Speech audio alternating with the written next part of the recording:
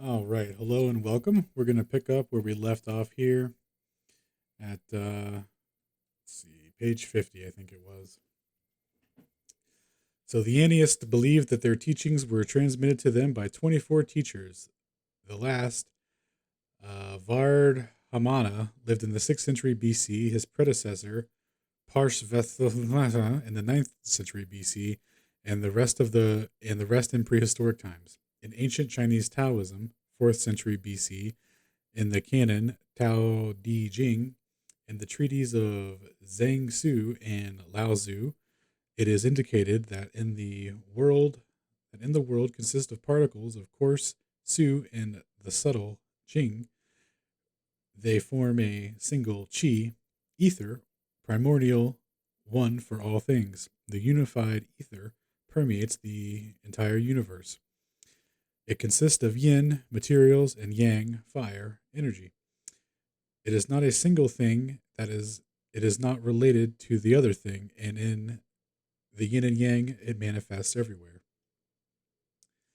In ancient Japan, philosophers believed that space was filled with mukyoku, mugyoku, mukyoku, an infinite, universal, supernatural force devoid of qualities and forms inaccessible to human perception, the mythological absolute of the Takyoku is the nature of the idea of the ideal primordial, Re, connected with the material primordial, Ki. Re is energy, which is connected with Ki, matter, and does not exist without it. There is every reason to suppose that all the world religions, Buddhism, Christianity, Confucianism, Shintoism, Hinduism, Judaism, etc., at an early stage borrowed materialistic ideas from ancient ethereal, man, I keep wanting to say ethereal dynamics, from uh, borrowed materialistic ideas from ancient ether dynamics, and at a later stage of development emasculated the doctrine, abandoning materialism in favor of mysticism. In one form or another, at an early stage, borrowed from materialism ideas of ancient ether dynamics, and at a later stage of development, emasculated the doctrine, abandoning materialism in favor of mysticism to please the ruling class that came to power. In ancient Greece, it happened most likely after the revolution of the 7th and 6th centuries BC, which put it into the patriarchal system and led to the victory of slavery. It led to the victory of slavery. Dang. All right. However, advanced thinkers tried to preserve ancient materialistic knowledge. Thales of Miletus, an ancient Greek philosopher, found that the ancient and European philosophy of science in general, the founder of the Miletan school of philosophy, raised the question of necessity of reducing the diversity of phenomenon into things of a single basis, the primary origin, which he considered to be liquid or wet nature. Anaxander, a student of Thales, introduced philosophy introduced philosophy the concept of primordial or Parian,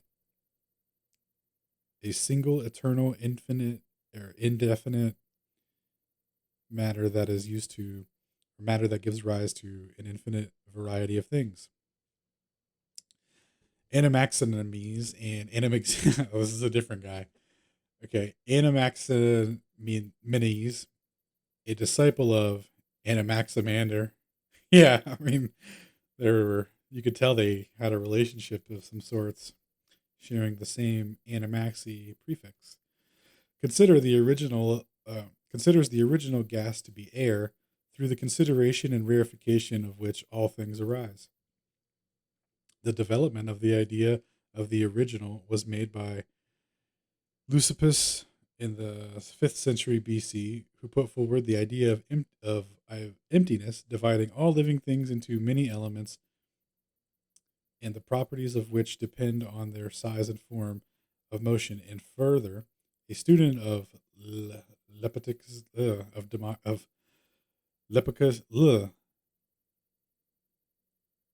Lysippus Democritus, whom European science considers the founder of atomism. Oh, very cool.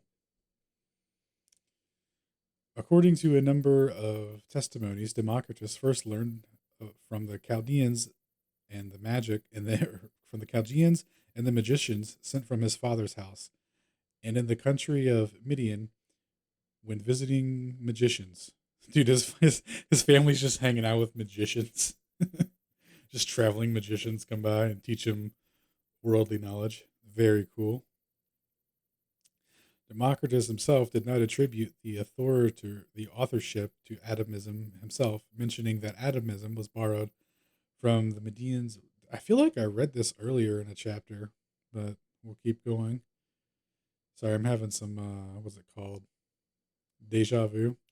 Anyway, Democritus himself did not attribute the authorship of atomism to himself, mentioning that atomism was borrowed from the Medians, in particular from the Magi, a priestly caste, according to Herodotus. One of the six tribes of that inhabited Media, northwest region of the Iranian plateau. The dominant idea of the Magi was the inner greatness and power of the wisdom and knowledge. According to a number of evidences, magicians borrowed their knowledge from the Chaldeans, who were considered to be the founders of stargazing and astronomy. Chaldeans, to whom in ancient Greek, Chaldeans, to whom in ancient Greece and ancient Rome was given great importance, were priests, fortune tellers, and also naturalists, mathematicians, and theosophists. Magicians founded the doctrine magic, which allowed, on the basis of knowledge of secrets of nature, to produce extraordinary phenomena. Later, this doctrine, unfortunately, was discredited by numerous pseudo-magician charlatans. The most detailed atomism of antiquity is reflected in the works of Democritus, to which many literary studies are devoted. It should be noted, however, that some provisions of Democritus's atomism have remained misunderstood until now by almost all researchers of his work. First of all, we are talking about the relationship between atoms and parts of the atoms, the amer. Democritus points out that the atom, the elements of matter, are physically indivisible, not cut by the virtue of their density and their lack of emptiness. Atoms are endowed with many properties and bodies of the visible world: curvature, hookedness, pyramidality, etc. And their infinite variety in form, size, or order, atoms form the entire contents of the real world. At the heart of these varying in size and shape, however, atoms in a mirror, truly indivisible, devoid of parts, are truly indivisible and devoid of parts. The idea of two kinds of atoms is also mentioned by later explorers or researchers, such as Epicurus. Shout out to your boy Epicurus. All right.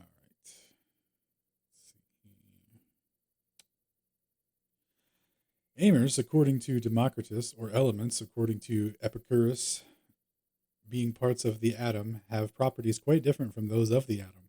For example, while the atom have gravity, amers are completely devoid of this property. The complete misunderstanding for many centuries of this seeming contradiction has led to a significant distortion in the interpretation of the teachings of Democritus. Already, Alexander of Aphrodisias reapproached Lapucius, or Lysippicus, or that's not it either. I just made that one up. Lysupius, I don't know. Anyway, this dude's name is Lepidus now. So, anyway, Lepidus and Democritus for the fact, reapproached Lepidus and Democritus for the fact that the indivisible, which have no parts comprehended by the mind in an atom, that are their parts, are weightless. This misunderstanding continues in our time. Thus, S.Y. Lurie mentions amers as mathematical quantities, and M.D. Akundov continues to interpret amers as abstract mathematical concepts. So yeah, just things to balance out a math equation, not giving any physical meaning to them where there should be. It's so weird. They give physical meaning to things where there isn't any, and then when there is some, they're like, no, that's just mathematical abstraction. It's so fascinating to read this perspective of it, and then like have the understanding of what's gone on since, like how it all unfolded. It's just truly fascinating. Let's see here. So the mentioning, let's see, the mentioned seeming contradiction is based on the idea that weight, gravity, is an innate property of matter. Meanwhile, gravitation can be explained as a result of motion and interactions, collisions of amers. So yeah, so a pressure mediation of the etheric background. So gravity could be explained as an emergent property of the ether as a result of the motions and interactions of the, what do they call them, the dipoles. So you got two vortexes rotating, so you got a centripetal and centrifugal force and all that stuff. So an emergent property of all of this interaction could be, you know some sort of gravitational effect that they misunderstand as like a mass attracting mass force, which it, surface level gives the appearance of that. And sure, you can, using phenomenology as described earlier in the book, you can get carried away with the abstract mathematic description of the phenomenon and have no true understanding of why it is actually attracting, if it is doing that at all.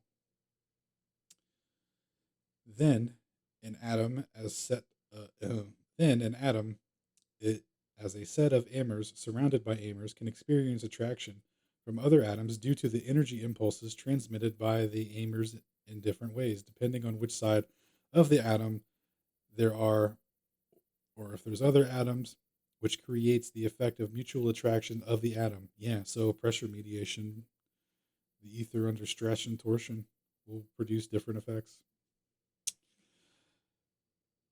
In fact, there is not an attraction, but a pushing of the atom to another atom by the amers of the medium. Pff, Jesus. Exact. Wow.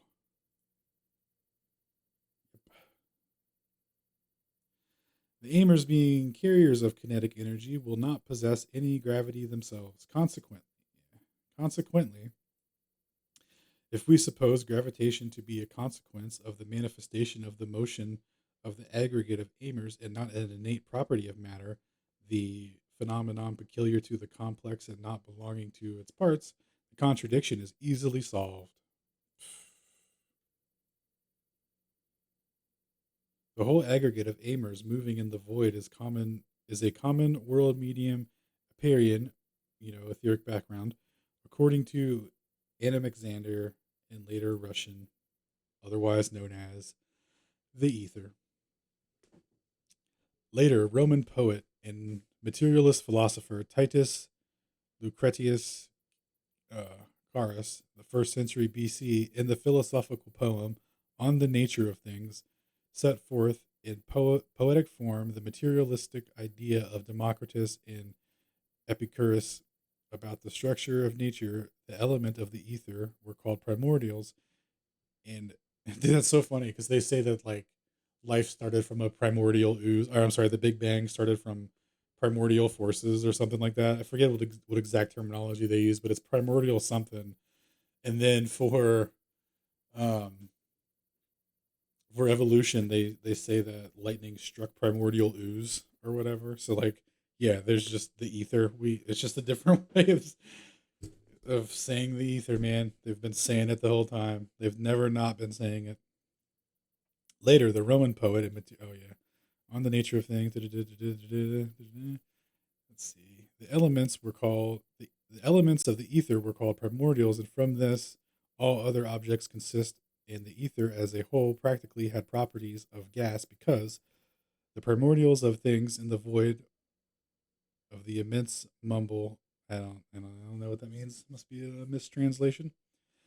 Thus, the ether has a rather recent history going back to the very beginnings of history and culture. Absolutely. Oh, it has a rather ancient history. Yeah, absolutely.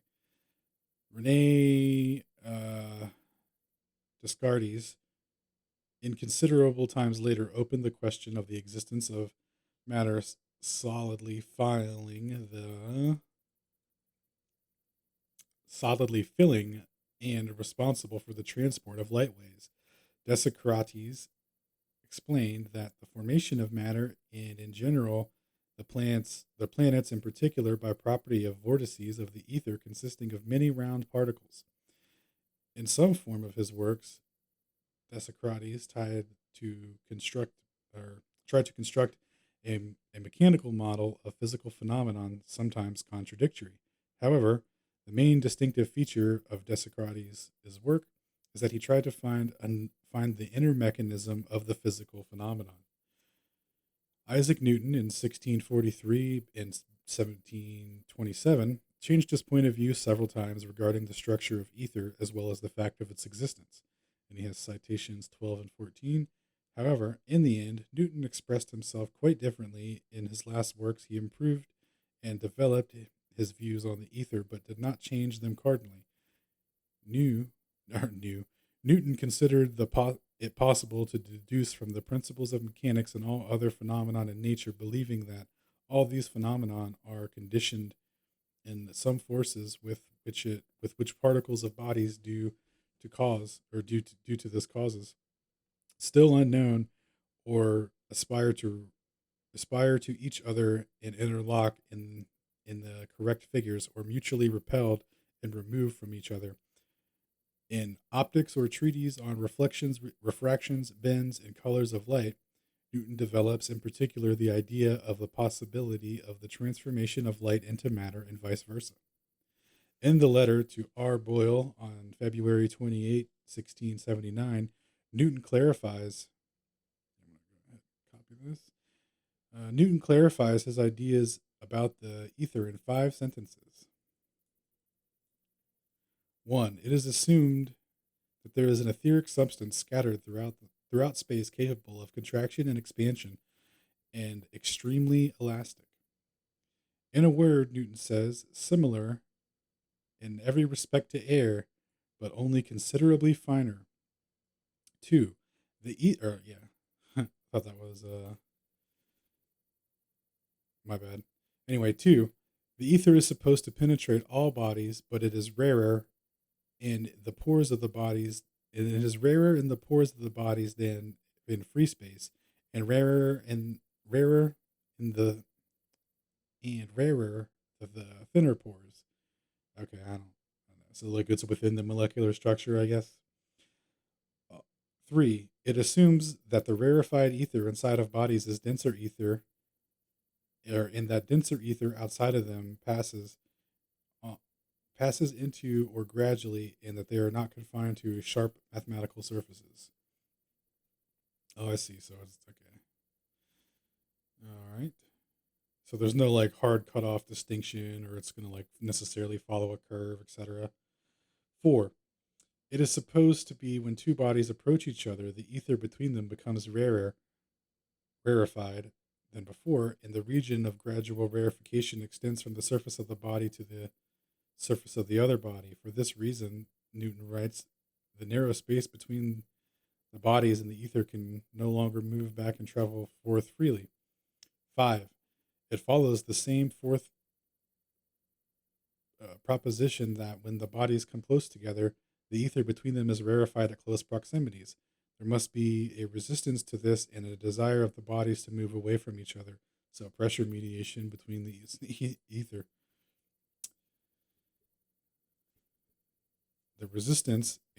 Such resistance in endeavor will increase at. All right.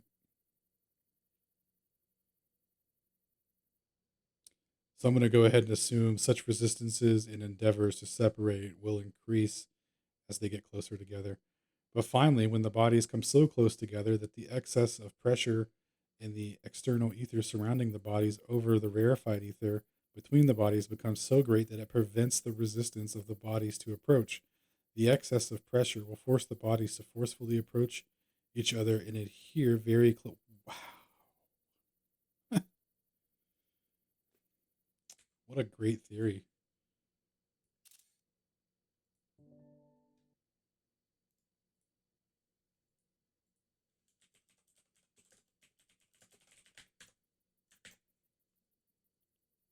I'm going to save this real quick because I'll definitely need it later.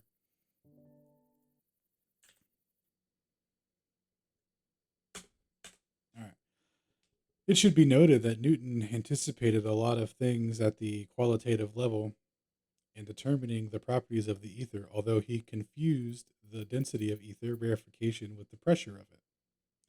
In 1717, in the 75th year of his life, in the second English edition of Optics, Newton, in the form of a question and answers, sets forth his view of ether. Thus,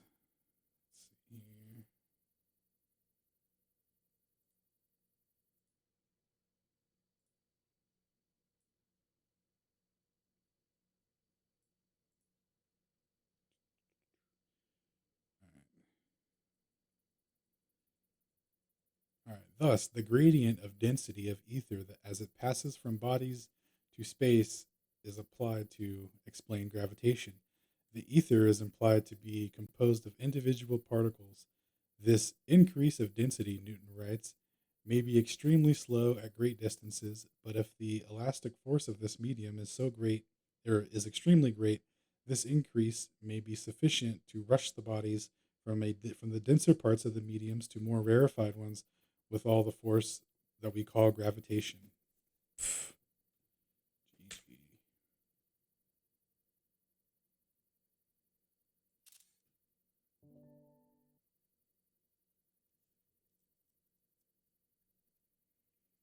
I'm just saving that real quick. Newton again raises the question of the atomic structure of ether. If anyone suppose that the ether, like our air, may perhaps contain particles that tend to repel from one another, I do not know what this ether is, what what its particles are, extremely small in comparison to those of air and even light.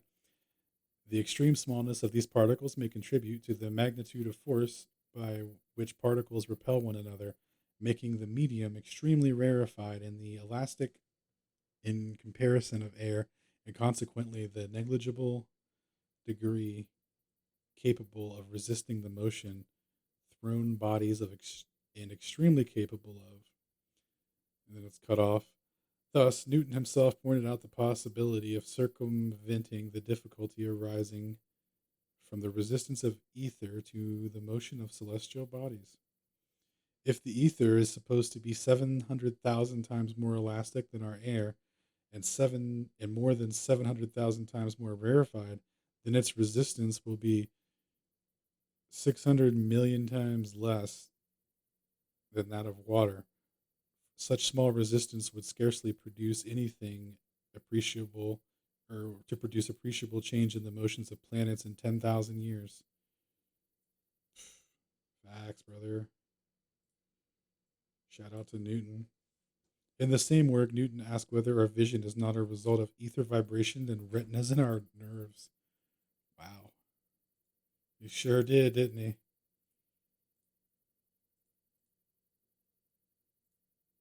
Oops. He sure did.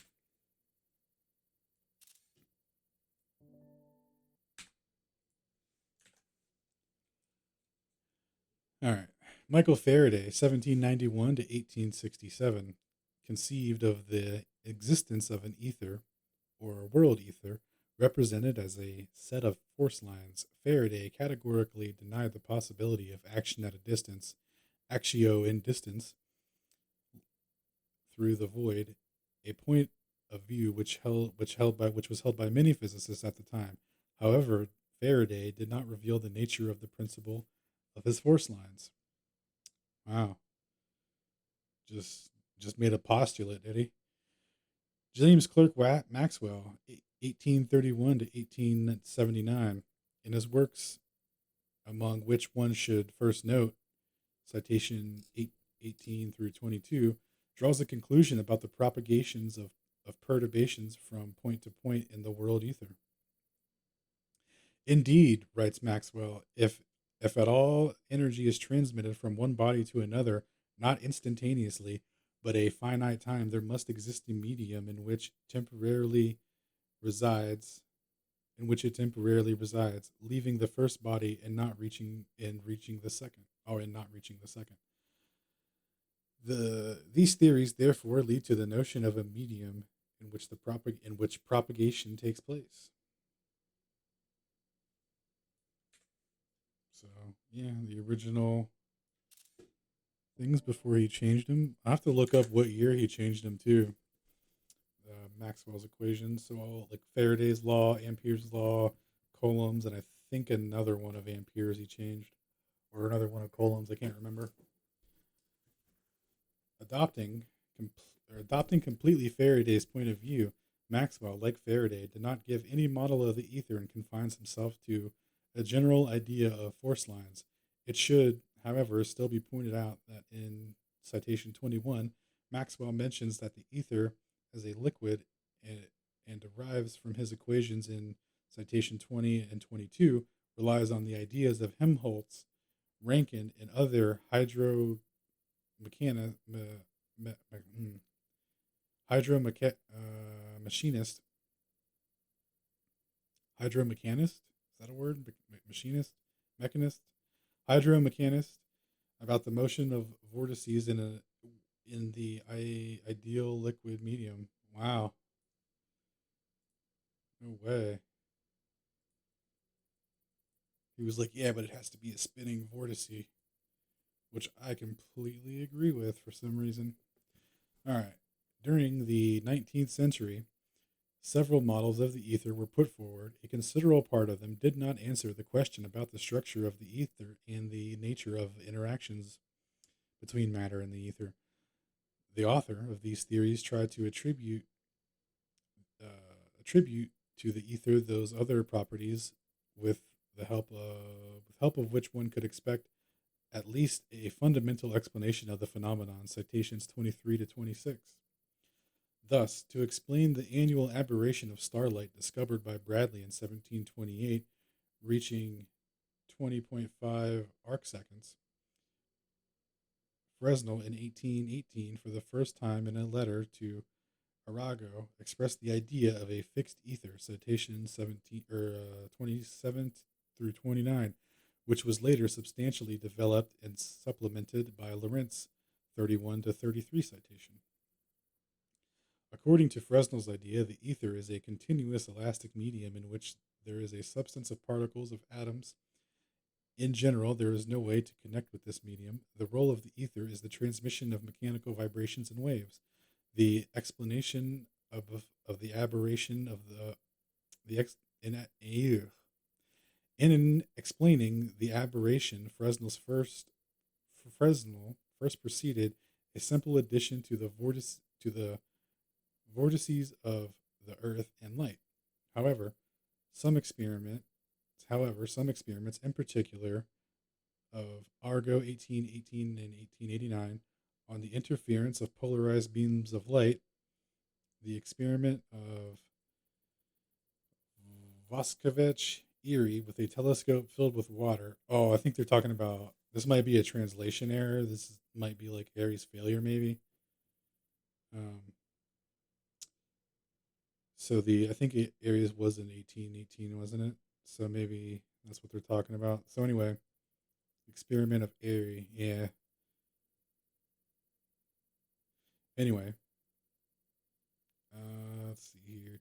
In addition, the deviations of light, which should be if the aberration of Earth and Earth's velocity is not apparent.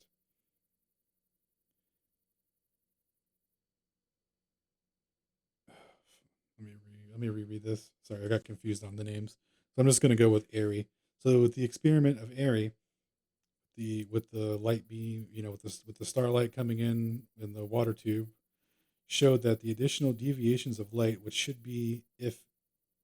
showed that the additional deviations of light, which should be if the aberration of Earth If the aberration of Earth and the Earth's velocity is not aberrant, are the same in the aberration of light. If the ether remains stationary, no.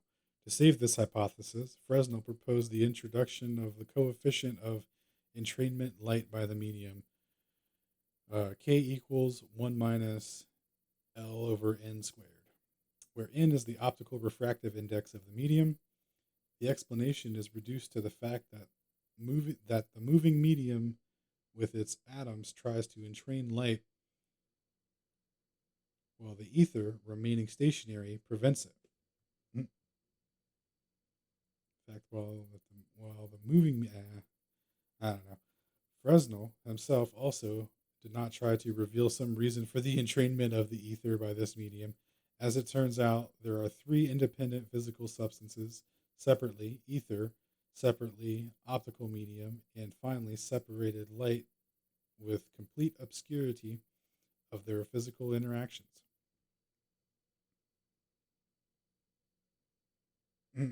Yeah. The Fresnel-Lorentz theory, however, contradicts the initial idea of the ether as a carrier of interactions. In fact, if the ether does not take part in the motion of matter, then matter cannot interact with the ether. Consequently, the ether cannot transfer to the substance of energy of its motion. There is a logical contradiction arising from the absence of the qualitative picture and the structure of the ether and the mechanisms of its interaction with matter. Stokes in 1845 suggested that the entrainment of the surrounding ether by the Earth, that the ether was entrained, so that's where that came from. More detailed calculations are shown, however, that accepting Stokes's idea without any reservations means that there must be an ether velocity potential in the entire space surrounding Earth. In order to circumvent the difficulties, Lorentz, citation 33 to 34, one could use the fact that the existence of the velocity potential is not necessarily the whole space surrounding the Earth, since we are dealing with a limited region. However, this assumption would lead us to a very artificial and unlikely construction. Thus, the idea of Stokes did not find further development due to the complexity of the construction, although it certainly contained a rational grain. In addition, Stokes did not make any assumptions about the nature of the interaction with the ether and the Earth and the nature of the ether itself. Planck showed that the difficulties in Stokes' hypothesis could be avoided by assuming that the ether could be compressed and that it was influenced by gravity. No suggestion was made by Planck as to the possible cause of this influence. In his speeches, Planck showed that this assumption points to a substantial condensation of ether in the gravity field of Earth, and near the Earth, this condensation compared with the open space is 60,000, and near the Sun, even 28 times more. Planck's hypothesis was not further developed. Yeah, rest in pieces. Fizeau's experiment of light entrainment by a moving medium in water, conducted by him in 1851, citation 35, and repeated by Zeeman in 1914 and 1915, citation 36, numerically corresponded to the Fresnel entrainment coefficient. It should be noted, however, that although taking into account the entrainment coefficient allowed, in Fizeau's opinion, to obtain a good match between the theories, in experience, the statistics necessary for such a statement was not collected. Many circumstances accompanying the experiment were not taken into account, and on the basis of these experiments, at best, we can only speak of a qualitative confirmation of Fresnel's idea, although even this can be doubted, despite the fact that numerically the Fresnel entrainment coefficient is calculated with a high accuracy for many substances. In fact, the experimental verification of its value has not been carried out by anyone else and this coefficient itself is not used in any physical device. GG. Yeah, so he made an entire prediction, and everything that worked out was verified, and it was just completely dropped. No mechanism for it or anything. It wasn't developed any further. That's funny. Same with the other guy. Ritz, by introducing the reduced time to Maxwell's equations and essentially returning to the Lorentz hypothesis, obtained a satisfactory coincidence of Maxwell's equations with the probably coefficients of Maxwell's equations with the results of optical experiments. As a result, the ballistic hypothesis of Ritz was born, from which it followed that the moving light source emits lights at a velocity equal in absolute coordinates to the geometric sum of the velocity of light in a vacuum and the velocity of the source.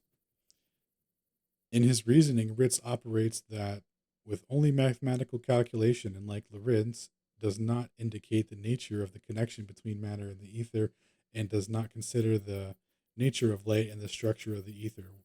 Such a statement is indefinitely common, leads to the position that for double stars there must be moments where the star is moving towards the Earth and the Earth must appear to be moving backwards from it.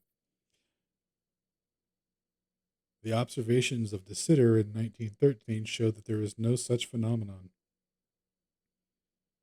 That double stars and must be movements when the stars are moving towards the Earth must appear to be moving backwards. Okay. Thus, the listed hypothesis models the theories of ether which appeared in the 19th century. Firstly, considered the ether as a continuous homogeneous medium with a constant properties identical for all points of space and physical conditions, and secondly, did not make any assumptions about either structure of the ether or about the nature of the interactions between the matter and the ether. Such a position led to the impossibility within the framework of these theories, which actually rely on one particular property of the ether to satisfy the whole variety of phenomenon. The Fresnel theory, which made the speed of light depend on the properties of the medium in which it propagates, is a certain expectation. Fresnel's theory was further developed in the works of Einstein. In parallel with the description concepts of the ether, the hypotheses were developed that tried to find the structure of the ether. These hypotheses were called mechanical because they operate with mechanical concepts, displacement and forces. So pressure mediation of a medium, facilitating mechanical movement.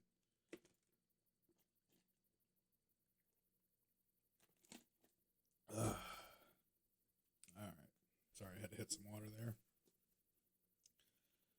All right. As already mentioned, the first mechanical models of the ether were proposed by Ray Desicrates, I don't know, and Isaac Newton. Some mechanical theories of the models of ether were developed in the 18th and 19th century and later. The theory of J.L. Lesage, designed to explain the essence of gravitation,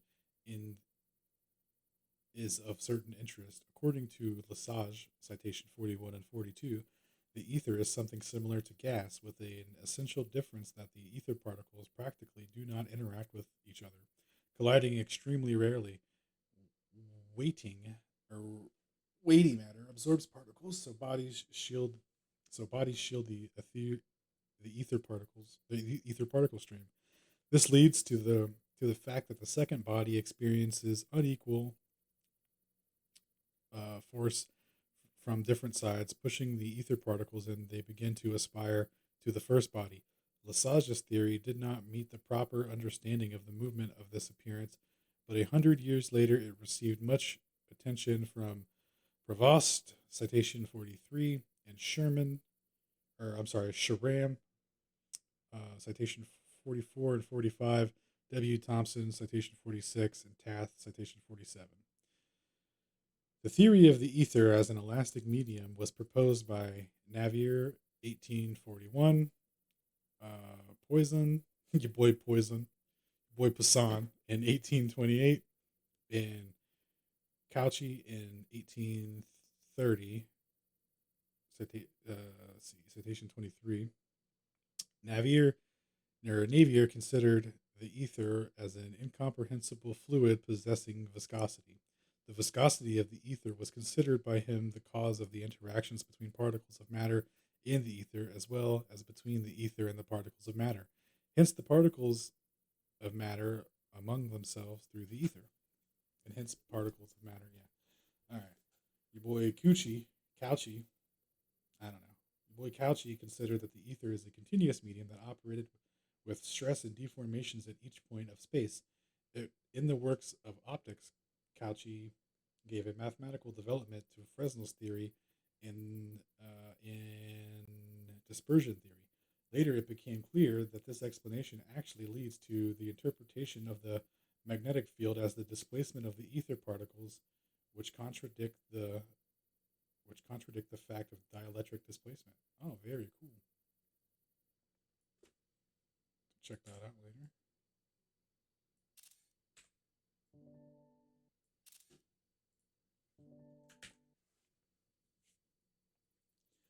In his works, Newman, citation 48 and 49, proceeded on the assumption of the constancy of the ether density in all medium. Considering that the ether as an elastic medium, Newman analyzed the process of light polarization. Green considered the ether, citation 50, as a continuous elastic medium on the basis of which the law of conservations of energy are applied to a deformed elastic body. He considered the reflection and refraction of light in the crystalline medium. Media. He in the above mechanical models of nature and ether, the reasons that the ether behaves as an elastic body are not elucidated.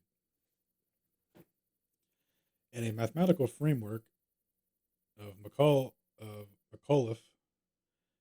1809 to 1847, citation 51, in which the geometrical study of the surface of a light wave was carried out, the ether was considered a medium in which the potential of the function is a quadratic function of the rotation angles. McAuliffe's ether is continuous, although McAuliffe's theory is a theory of an elastic medium. There is no mention of any electromagnetism in it. The equations he derived as Lorentz notes are essentially the same as those of Maxwell's electromagnetic theory, and the comparison of the theories of elastic ether shows us that essentially the positive feature of Macauliffe's theories lies precisely in the presence of the concept of vortexual motion. According to Van Guren's expression of the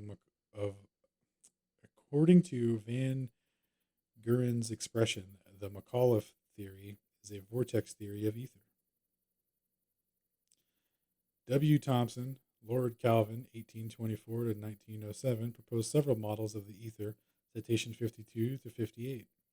First, Kelvin tried to improve Macaulin's ether model. Then he proposed a model of quasi-liable ether. Quasi-liable, yeah, no, it's not it.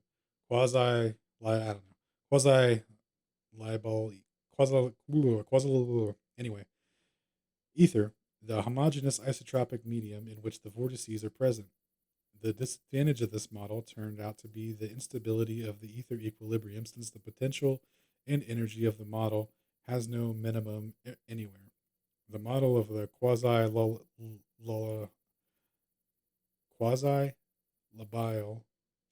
I don't know what that word means, ether requires fixing of boundary conditions, which contradicts the idea of limitless boundaries in space.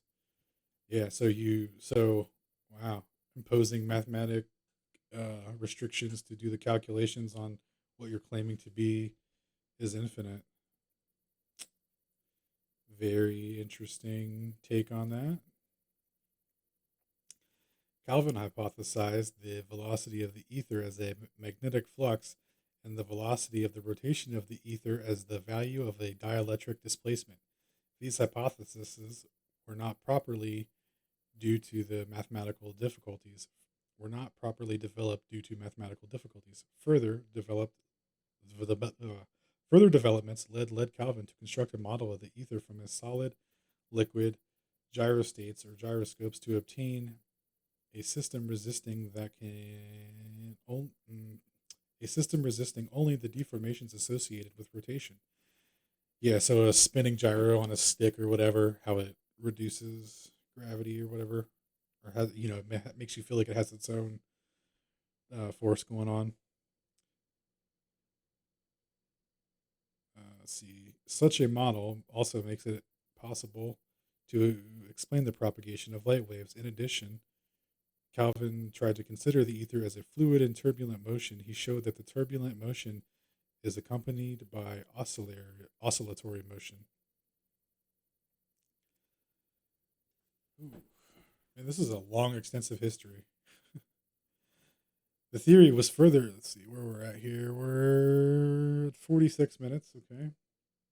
The theory of the theory was first. The theory was further developed by Calvin's papers, by Calvin's paper on vortex atoms, 1886, citation 55, where the ether is presented as a perfect, incompressible, frictionless fluid. Calvin showed that the atoms are Helmholtz toroidal rings, and that the idea was somewhat earlier put forward by running or running in by running on in a paper called On Molecular Vortices 1849 to 1850, where the author considered some of the simplest interactions.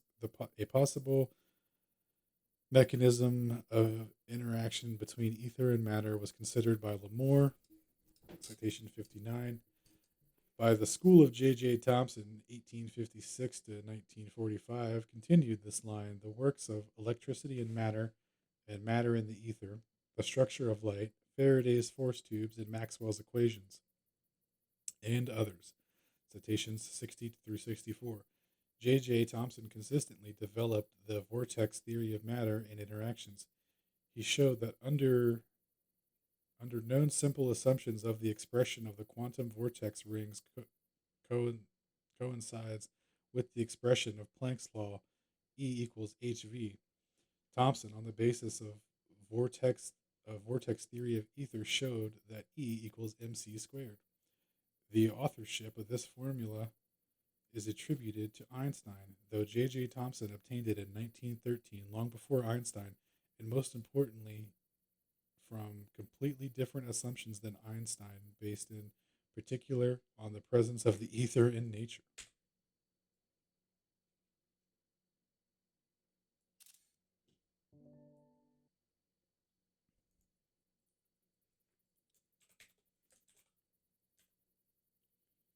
J.J. Thomson. All right. Sorry, I just wanted to cut that out. All right. J.J. Thomson created a very slender theory set forth in a number of works published in 1880 to 1928. The only perhaps drawback of his theory is the idealization of the properties of the ether, the ideas of a continuous, ideal, and incompressible fluid, which led to the theory, which led this theory to some significant contradictions. Thus, W. Thomson, Lord Kelvin, and J.J. Thomson, the tale of two Thomsons, considered a single matter, ether, and its different manifestations were conditioned by different forms of its kinetic motion. It is interesting to note that the vortex theories of the ether did not pass the attention of Engels.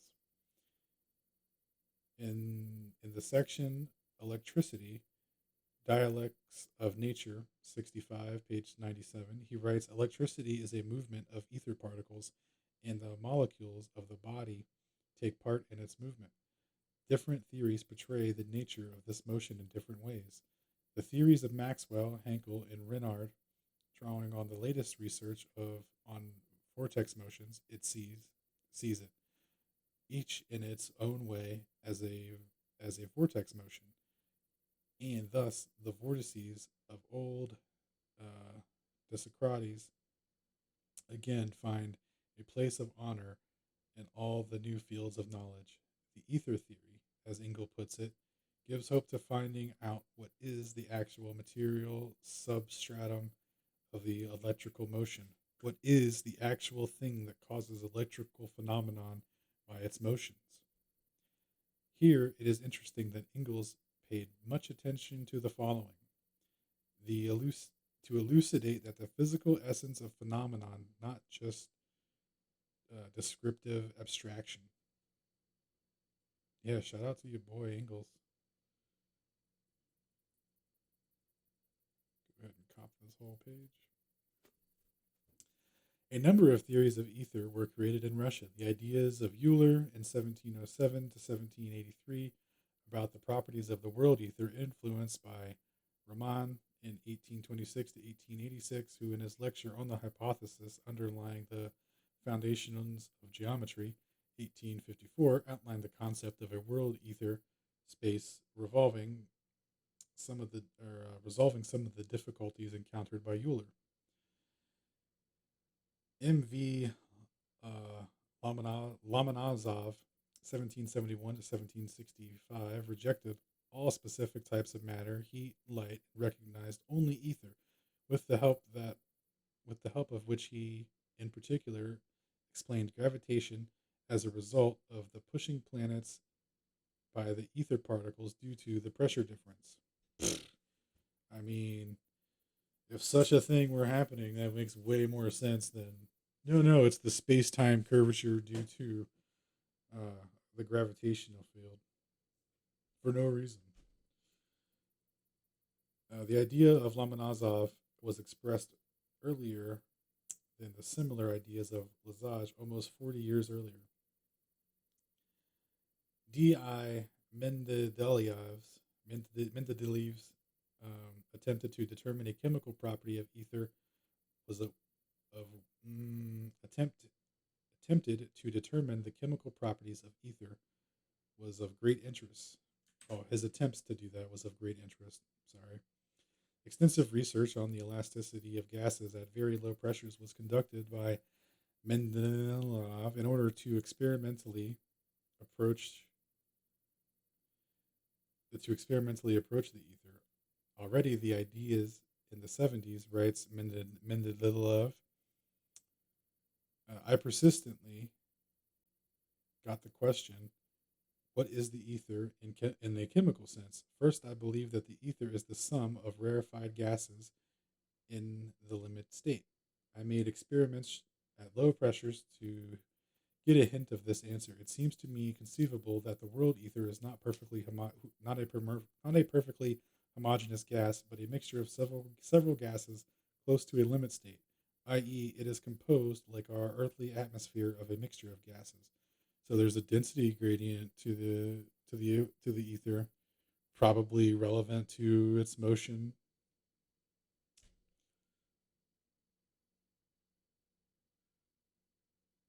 Let's see. Mendeleev included an ether table of chemical elements in the zero line and called it Newtonium. This line was later removed from the table. That's a real shame. I.O. Yarkovsky, citation 77, proposed in the 70s of the 19th century that there's theories of gas like ether. In his opinion, the ether elements and the innate property of mutually breaking each other at collision and at elimination of an obstacle to continue their motion in the same way as before it was stopping. The nature of such behavior of ether particles was not consistent by Yarkovsky. Relying on the idea that the ether is a gas-like medium, Yarkovsky considered some physical phenomenon, in particular, made an attempt to create a model of gravitation.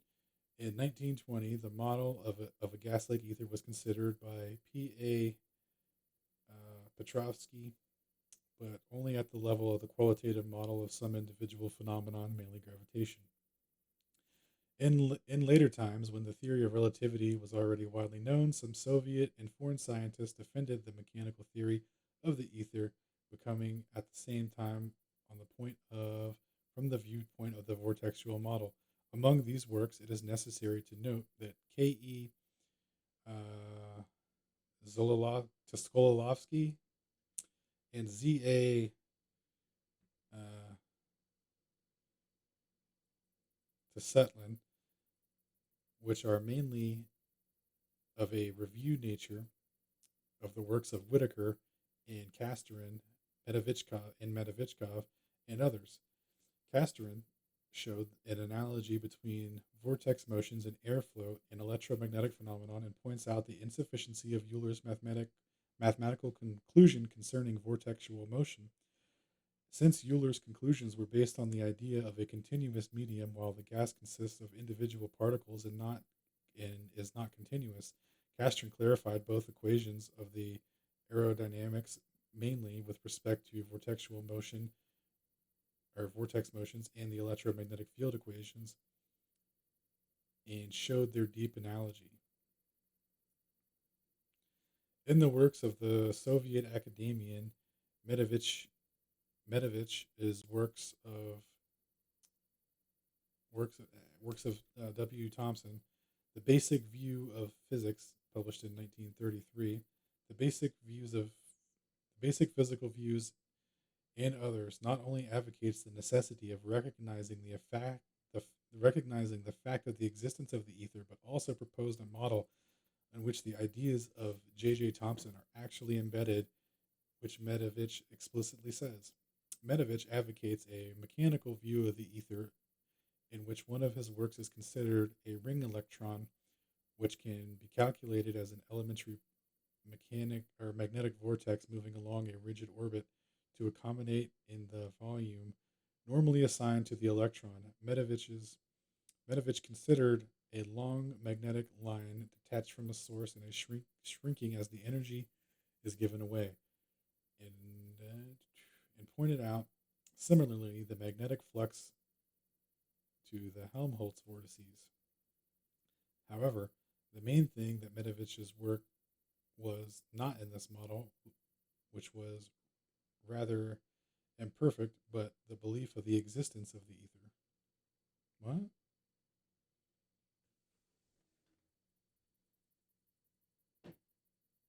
So he tried to explain.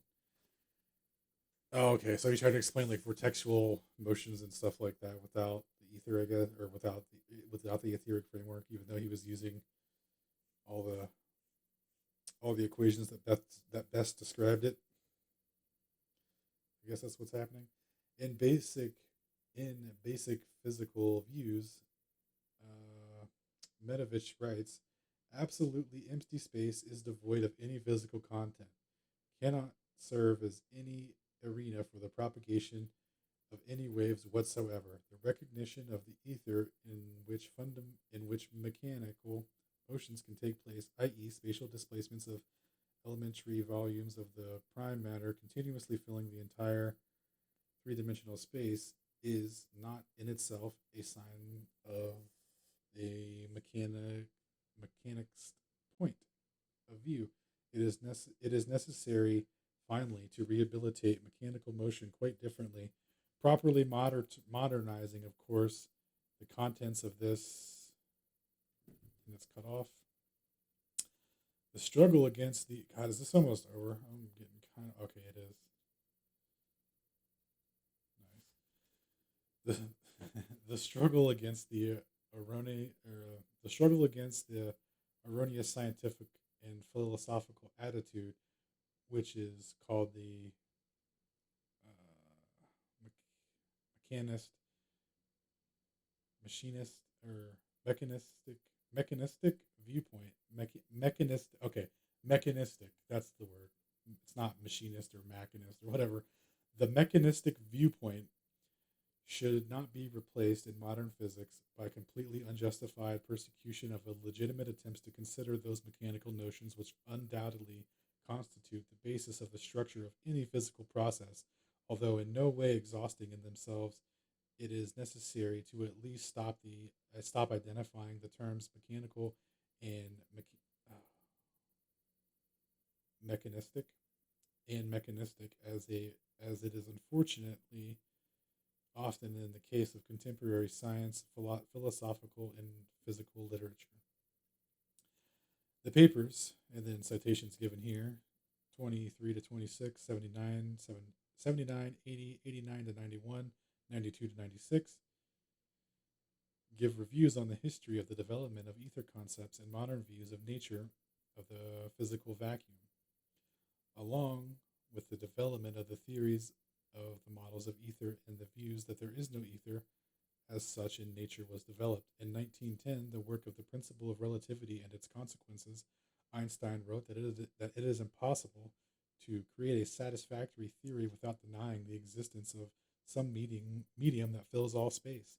Later in the work, the theory of the ether and the theory of relativity in 1920, and on the ether in 1924, Einstein changed his point of view regarding the existence of the ether, but this little known fact did not affect the attitude to the ether on the part of most theoretical physicists. Academician, uh, Frenkel categorically denied the existence of the world ether, comparing the search for the properties of the ether with God seeking and God building, and defended the principle of long range action at the distance. Yeah, rest in peace, guy. And defended the action of long range action at a distance. At present, ideas related to action at a distance continue to develop, but along with this, in many works of the physical vacuum, the vacuum liquid, etc., is more and more often used, which actually restores the idea about the world medium under another name. A number of vacuum effects, the 0 point energy level of a field, virtual states of particles, polarizations of vacuums, etc., have been found, and forces to abandon the idea about the vacuum as a void to raise again the questions of the structure. Absolutely.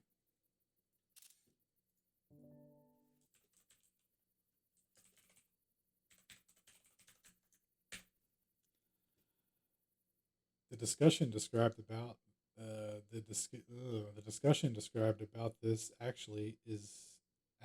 is actually a dispute about whether it is necessary to search for the material basis of the internal mechanism of the phenomenon, or whether it is enough to find a suitable mathematical apparatus for the external one. To describe the phenomenon to describe the phenomenon, the mathematical apparatus to describe the phenomenon. This is a dispute between dynamics and phenomenology. But for the dynamic approach, the phenomenon is the result of the inner mechanism, the hidden forms of the motion, and the external description of the consequence, just a consequence of the mechanism. Understanding the reasons as to why the physical phenomenon is the way it is will allow us to take into account many aspects of the escape aspects that escape the attention of the researcher who limits himself to phenomenology, to its external description. All right, made it to page 64.